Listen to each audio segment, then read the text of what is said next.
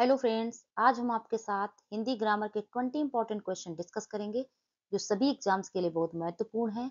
और अगर वीडियो पसंद आए तो प्लीज फ्रेंड्स वीडियो को लाइक करें और चैनल को सब्सक्राइब करें। आपका पहला प्रश्न है, ढीठ शब्द का तत्सम रूप निम्नलिखित में से कौन सा है? दृष्ट, पुष्ट, दृश्य, धृष्ट। आपका सही उत्तर है डी, धृष्ट। तत्सम शब्द क्या होते हैं? वे शब्द जो संस्कृत भाषा के शब्द होते हैं और उनमें बिना परिवर्तन किए यूं का त्यों एज इट इज हिंदी में यूज किया जाता है, वो होते हैं हमारे तत्सम शब्द। आपका दूसरा प्रश्न है, निराशा शब्द को किन शब्दों में उपसर्ग या प्रत्यय लगाकर बना सकते हैं? निराश, आशा, निर, ए और बी दोनों। आपका सही उत्तर है डी, ए और बी दोनों। निराशा शब्द जो है वो निराश में आ प्रत्यय लगाकर, निराश प्लस आ इक्वल टू निराशा, और आशा में निर उपसर्ग लगा करके निर प्लस आशा इक्वल टू निराशा। आशा में निर उपसर्ग लगा करके बना सकते हैं। आपका तीसरा प्रश्न है, देवनागरी लिपि का विकास निम्नलिखित में से किस लिपि से हुआ है? खरोष्टी लिपि से, रोमन लिपि से, फारसी लिपि से, ब्राह्मी लिपि से। आपका सही उत्तर है डी, ब्राह्मी लिपि से। आपका चौथा प्रश्न है, निम्नलिखित व्यंजनों में से कौन से व्यंजन का उच्चारण तालु से होता है? क, ढ, छ, म। आपका सही उत्तर है सी, छ। चा वर्ग जो होते हैं, चा, छा, जा, झा, इया, इनका उच्चारण तालु से होता है और इनके उच्चारण करते समय जिह्वा जो है वो हम तालु को टच करती है। आपका पांचवा प्रश्न है, सप्तऋषि में समास है? कर्मधारय, तत्पुरुष, द्वंद्व, दिगु। आपका सही उत्तर है डी, दिगु।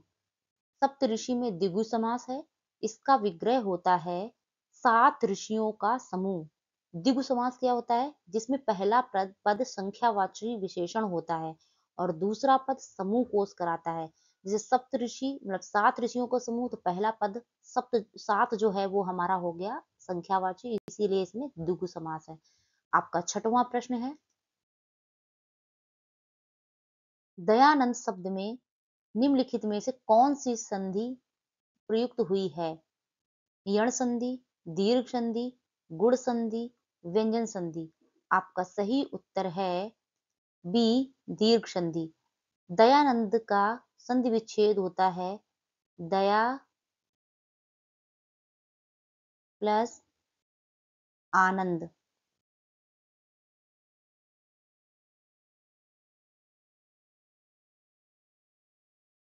तो यहाँ पे आ और आ मिल करके बड़ा आ बन जाते हैं और हो जाता है दयानंद। आपका सातवां प्रश्न है, सुगम मौन सरसी रूह लोचन पंक्ति में निम्न में से कौन सा अलंकार प्रयुक्त हुआ है? अनुप्रास अलंकार, उपमा अलंकार, उत्प्रेक्षा अलंकार, यमक अलंकार। आपका सही उत्तर है बी, उपमा अलंकार। उपमा अलंकार क्या होता है? जब किसी एक वस्तु या व्यक्ति की तुलना किसी दूसरी प्रसिद्ध वस्तु या व्यक्ति से की जाती है तो वहां पर उपमा अलंकार होता है। और इस अलंकार में समानता दर्शाने के लिए सा, से, जैसा,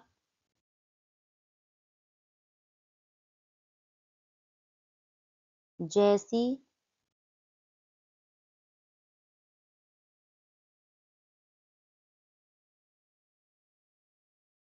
जैसे शब्दों का उपयोग किया जाता है। आपका आठवां प्रश्न है, चौपाई छंद में कितनी मात्राएं होती हैं? 11, 12, 15, 16। आपका सही उत्तर है डी, 16 है। आपका नवां प्रश्न है, वात्सल रस का सम्राट किस कवि को कहा जाता है? सूरदास, तुलसीदास, बिहारी नंददास। आपका सही उत्तर है ए सूरदास। आपका 10वां प्रश्न है, दुष्कर में कौन सा उपसर्ग है? दुस, नी, परि, प्रति। आपका सही उत्तर है ए दुस। आपका 11वां प्रश्न है, निम्नलिखित में से पार्श्विक ध्वनि कौन सी है? ण, ल, र, च। आपका सही उत्तर है बी ला। पार्श्विक ध्वनि क्या होती है? जिन व्यंजन का उच्चारण करते समय वायु जिह्वा के दोनों बगल से बाहर निकल जाती है, वहां पार्श्विक व्यंजन होता है। आपका 12वां प्रश्न है, अनुस्वार किसका कार्य करता है? विसर्ग का, चंद बिंदु का, पंचम वर्ण का, स्वर का। आपका सही उत्तर है सी पंचम वर्ण का। अनुसार पंचम वर्ण का कार्य करता है। पंचम वर्ण में अंगा, इया,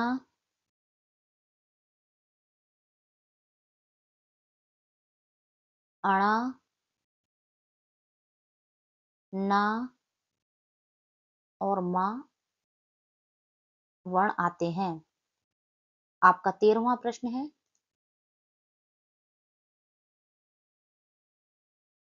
श ध्वनि किसके अंतर्गत आती है? लुंठित स्वर, सघोष स्वर्ण, मूर्धन्य, संयुक्त वर्ण। आपका सही उत्तर है सी मूर्धन्य।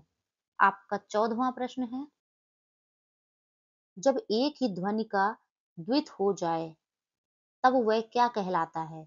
संयुक्त ध्वनिया, युग्मक ध्वनिया, संपृक्त ध्वनिया, पारस्परिक ध्वनिया। आपका सही उत्तर है बी युग्मक ध्वनिया। युग्मक ध्वनि क्या होती है? जब एक ही ध्वनि द्वित हो जाए, जहां ये युग्मक ध्वनि कहलाती है। जैसे कि हम बोले दिक्कत, दिक्कत। तो इसमें क्या है, ये 2 बार आ गया, एक आधा का और एक पूरा का। तो ये हमारा हो गया युग्मक। आपका 15वां प्रश्न है,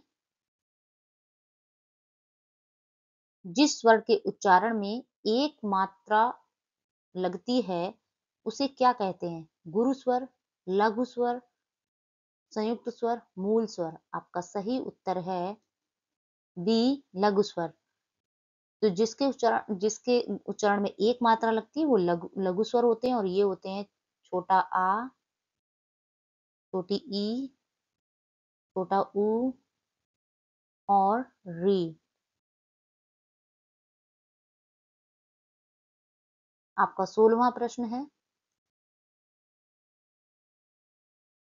काकल वर्ण कौन सा है?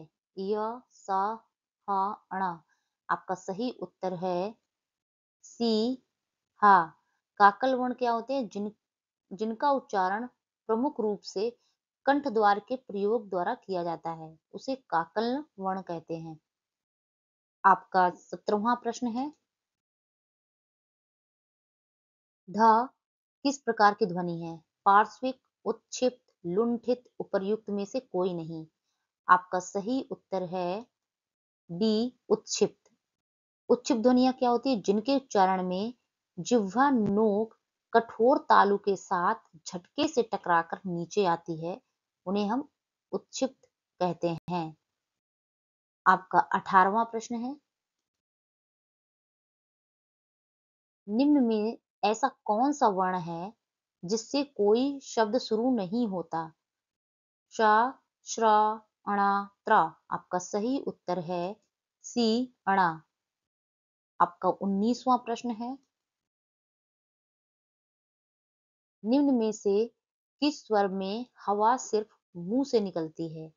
आ, ए, औ, सभी। आपका सही उत्तर है डी सभी। आपका 20वां प्रश्न है,